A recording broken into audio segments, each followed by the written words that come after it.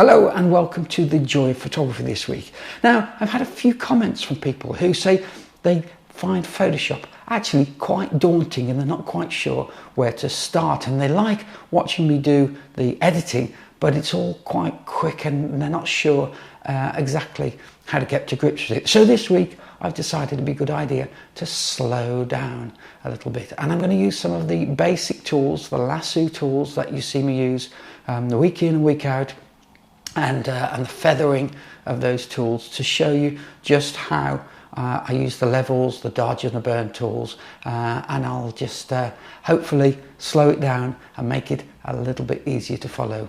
Now, I was cycling early on in the week and came across a great picture. I only had my iPhone with me though, but that's not going to stop us. So I took a quick snap and the sun just came out in a break in the clouds and lit up a field of rapeseed oil, you know, that lovely yellow flowers of the rapeseed oil, and it looked really, really good. So let's get that picture up and dive in.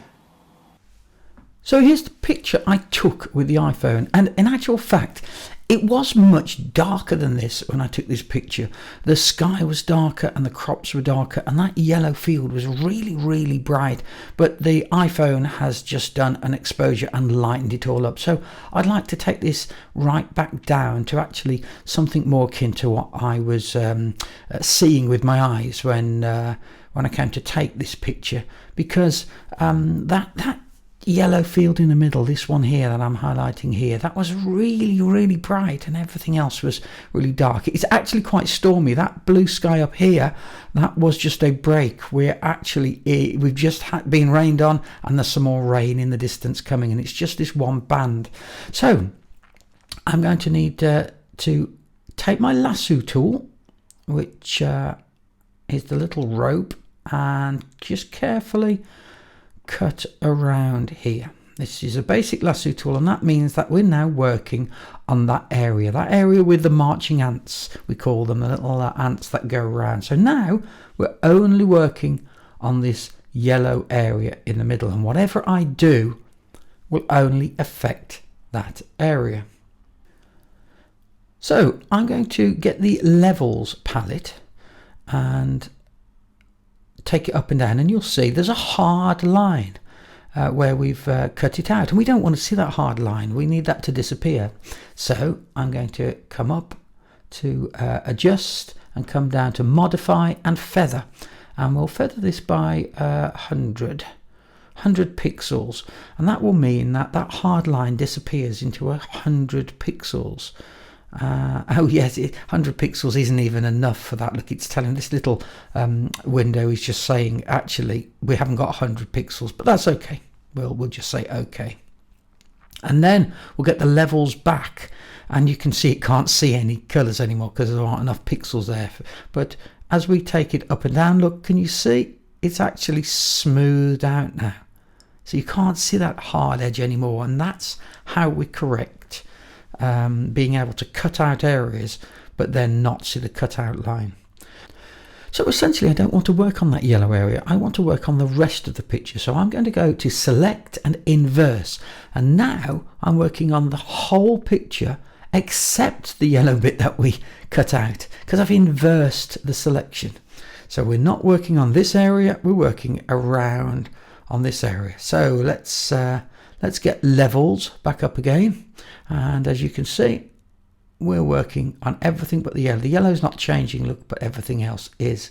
So that very basically is how you select areas. You lasso it, you work on that area, and then you inverse the selection to work on everything but that area. So let's get this to roughly about the level I want, and I'm now starting to want to create the look I actually saw on the day. So I'll go to adjustments and color balance, and I'm going to take it over a little bit bluer, and that was more what I was seeing on the day, because that yellow was really standing out because I was in shadow.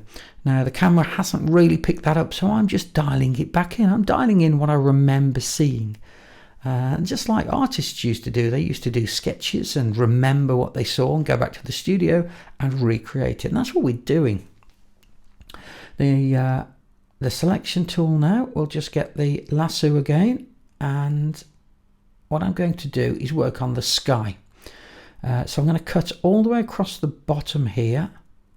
Can you see I'm coming underneath the horizon because I don't want to see a white line on the horizon, and by coming underneath, the feather is going to come up across that horizon. So let's modify that selection up to modify and feather 100 pixels again, and we'll get our levels palette back up. Now in levels we've got 3 sliders. The middle one is the midtones, the one on the left is the blacks, and the black area of the picture, so we can make them really black, and the one on the right is the white. So that's the midtones in the middle, looking at all the greys. The whites there, look, if I slide that over, they'll go very white. I can get rid of the sky completely, and the blacks will bring the black point in, and so we can operate those independently. Down here we can make the blacks less black by taking a kind of saturation out of it, and the whites again we can take them down. Sometimes if you've got a picture that is very, very white or overexposed, you can use that. So I'm going to bring in these levels on the sky to what I think we need and what I remember from that scene. And you know, sometimes the camera isn't able to record exactly what you were seeing, and what I'm doing is remembering what I was seeing. Now can you see these lines here in the sky? This is digital photography. These are like Newton rings, and it's a physics thing. So I'm going to cut them out. I'm going to get my lasso tool and cut out. When you've got a plain color, sometimes these rings appear. I'm going to cut them out. I'm going to feather, because we always feather. We don't want to see that hard edge. Now how am I going to get rid of them? Well, I'm going to come up to filter, and I'm going to go down to a blur and Gaussian blur, and I'm going to take that right the way up. Look, I'm just going to blur them away. Can you see how they've disappeared? Because I've blurred them there, and that's nice and smooth now, and we can't see those Newton rings anymore, those rings that look like the rings of a tree. You might have seen that if you've been manipulating images. Now down here in this corner, I don't like this little corner here with the white sort of cornflowers in, so I think we'll take the crop tool now. The crop tool, which is the 1, 2, 3, 4, 5th one down. I've got it set in original ratio, and because we're on an iPhone, that's 4:3, but I don't want original ratio. I don't think this picture needs to be original. So we could have no ratio at all if we wanted. Let's just pop that into the middle and have a look. No, it doesn't work as 4:3. We'll go 3, but actually I'm going to take 16:9, and I'm going to do that because this video going on YouTube is 16:9 ratio, and that means I can pull the picture up to whole screen for you to see. So at 16:9, let's just get it exactly where we want it. Let's move the crop tools. There we are. That's just about right. This little white flower is just poking in, so I'm going to come over to what's called the clone stamp tool. It's like a little thing that in the old days they used to put the date in your book in the library and stamp it with a rubber stamp with ink on, and it's like one of those stampers. I think you've got to be a certain age to remember those at the library, but unfortunately I am. So up here we can change the size from a little tiny area to a really big area. Look there, and if I click down on the option here, it will choose that area, and that will be my selected area that it's going to copy. And I can move that area. Can you see as I'm dragging it now, I'm moving it around, I can put that target area anywhere I want. I could put it up in the sky, but I'm going to come down and put it over there, and I click there.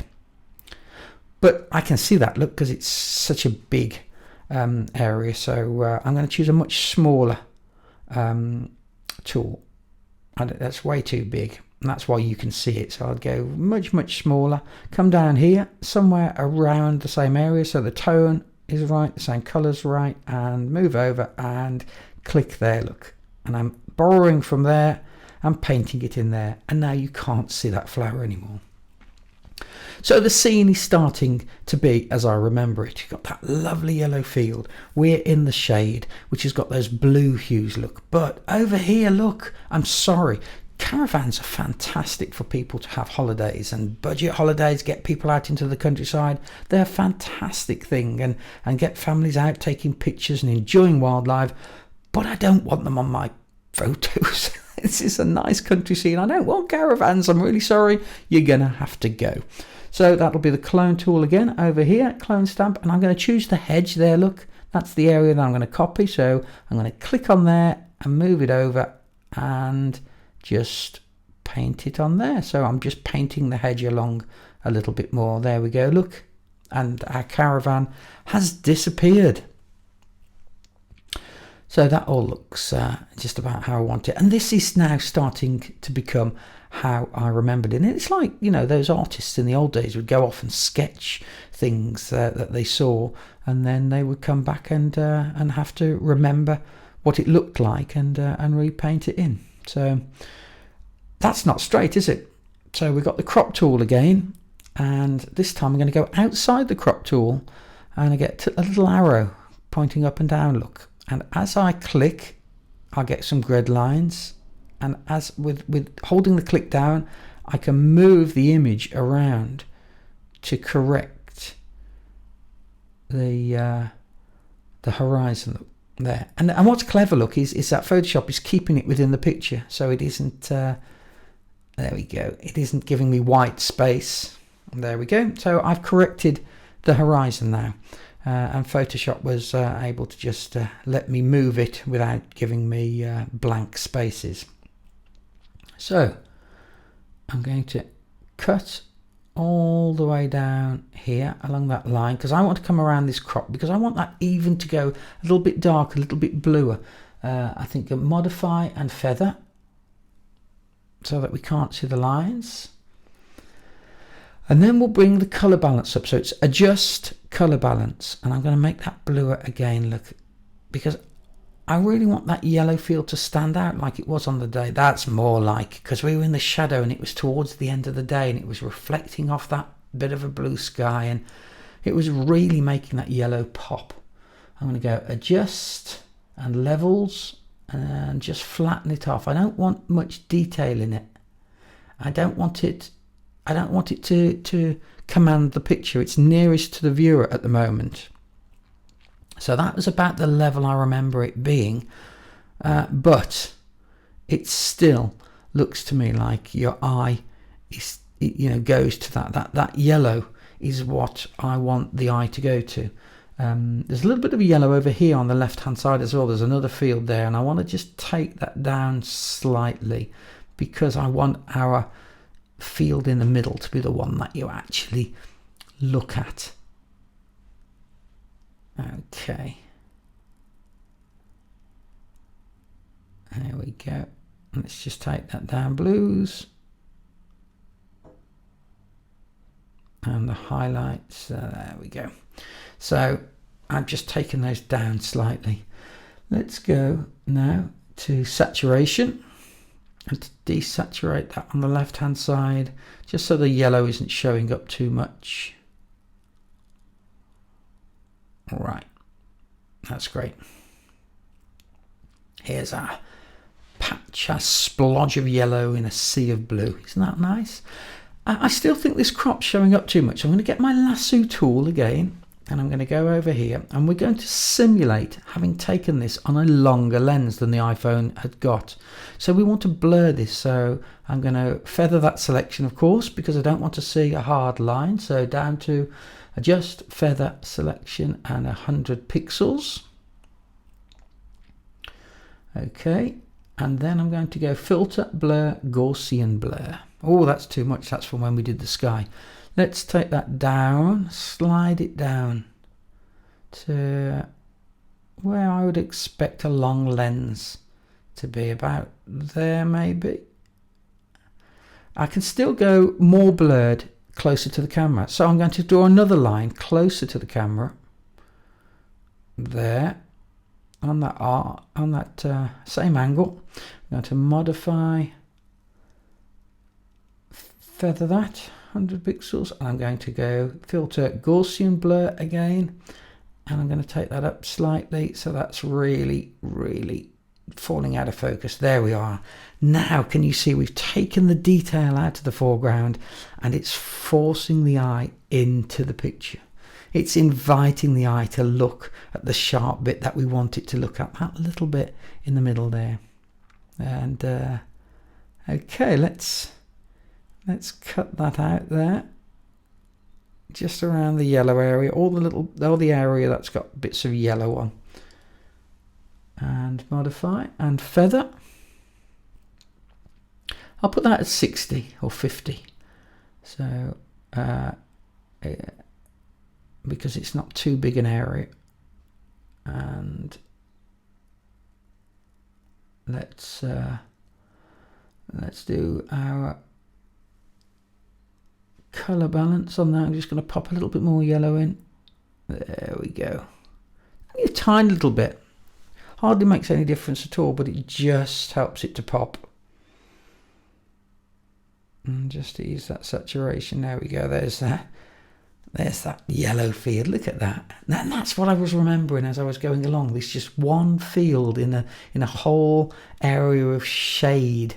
One field with the light on it, just zipping out and saying, "Look at me." Okay, right. Where are we going from here? Are we done? Well, we're nearly done, but I think we've got some dodging and burning to do. So I'm going to take the dodge tool, which is like a little lollipop on the left hand side, and that makes areas lighter. And again, I can have a big wide one or a tiny little one here, and this is the exposure. So I'm going to take that down, and you can work on highlights or midtones or shadows. I'm going to work on highlights because it's the light colours. And here, look, at just 8%. Can you see how I'm just working on the tops of the cloud? Just here, because we took that sky down and we lost the white on the tops of the cloud. There's lovely silver linings on the top of those white fluffy clouds there. Look, and I'm just, where the sun's just kissing them, I'm just popping them back in there. Just probably a little bit too much exposure. I'm just going to take it down so I can work on these tiny little extra clouds.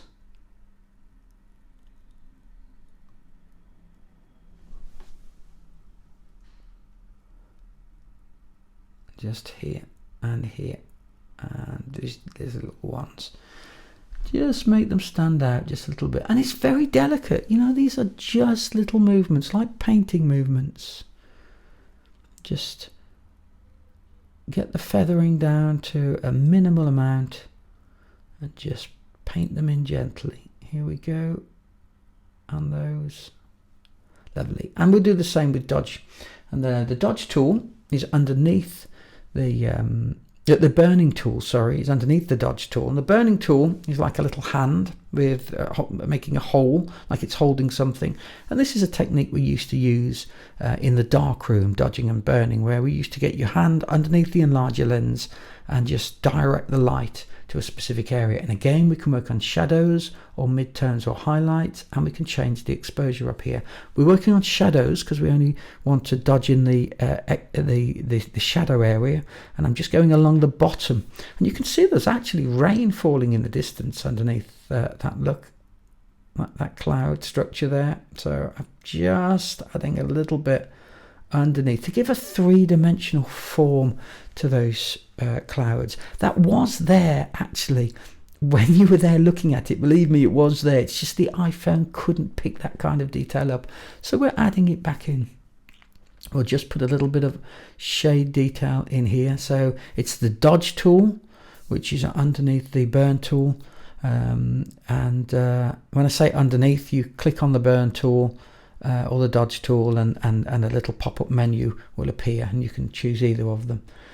So I think our picture is pretty much done. I'm just going to recrop it slightly, just take some of that left hand side out, and let's see what it looks like when I take that tree out there. I think it'll be too close. Do you think it'll be too close? Yes, it is too close, isn't it? It hasn't got the same effect. I quite like the fact that we have that sort of silhouetted, interesting looking tree there. It looks like some sort of bird looking back, doesn't it? Or is that just my imagination going a bit wild? Now, just to finish off, I think this is one of those images that could really do with a little border to present it on screen. So we'll put a little white border around. So I'm going to come up here to this tool here. There's an ellipse and there's a rectangle and there's a single column. And this is like the lasso tool, but it gives you a defined shape. So I'm going to go to rectangle. I'm going to start just inside the top left hand corner, and with my mouse down I'm going to drag it across to there. There we go. So now I have chosen the inside of that, so the whole image except that little border around the edge is chosen. So if I hit the backspace button and chose white there, it would delete the middle, but we don't want to delete the middle. So let's go back. That's Control Z to undo. And undo. And don't forget, anything that you do can be undone in Photoshop. If you don't like what you just did, come up here and you'll find the undo. And so what I'm going to do is, we've chosen that in the middle, but I'm going to go inverse. I'm going to say to it, I want everything except that selection. So at the top I go select and inverse, and now as you can see there's two rows of marching ants, because now I've just selected that little tiny bit on the outside, and I'm going to press the backspace or the delete button, and you can have content aware, black, white, grey. I'm going to choose white and OK, and there we go. We've chosen the area around the edge and we have deleted it to white, and now we have a nice border. And that is what I remember. That's pretty much exactly as I remember that picture. Just a little break in the clouds, everything dark and in shadow and a bit blue and a bit cold, and suddenly this lovely yellow field sitting in a burst of sunshine in the middle. It's glorious, isn't it? I really enjoyed that. I hope you've enjoyed this joy of photography. Don't forget, everything that we do is in Adobe Photoshop. It's not as hard as you think. That's some of the basics to get you going. There is a link in the description below if you'd like to get a copy of Adobe Photoshop. There's a free trial, won't cost you a penny. You can buy it down there, as well as Lightroom and Bridge and all the other things. Just to be clear, I get a commission, a small commission if you buy it through there, but you don't have to. You can just use the free trial, see what you think of it. So that's down in the description. I hope you've enjoyed this joy of photography, and look forward to next week. Maybe we'll go for black and white next week. See you then.